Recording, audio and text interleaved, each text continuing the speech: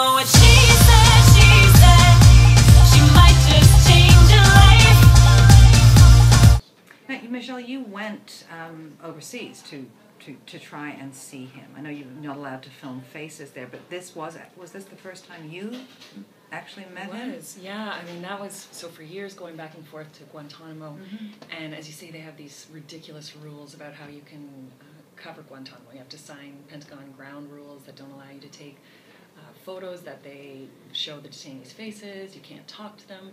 Even if a detainee when you're there says, "Hey, how you doing?"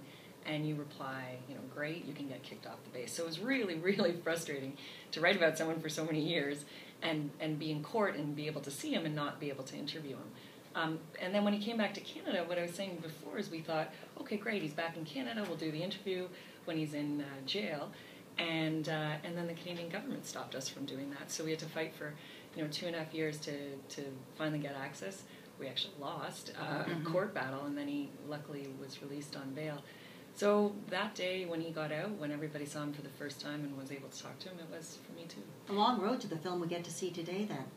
Yeah, it feels like it, yeah. During that time, though, on one hand, we think that you have a documentary. This is an opportunity to tell in long form a story that normally has to be encapsulated within a readable amount or within the confines of a television news story.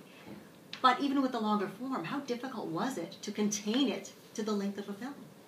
Yeah, it's a good question. It was, because you could go, there's so many angles you could pursue. There's so many other characters, too. I mean, I think one of the things that we both really liked about doing this film is, we both are kind of drawn to complicated characters. And this story has been really controversial and really complicated. And Omar is definitely that figure. Click the channel subscribe button for full-length interviews and more from What She Said here on YouTube.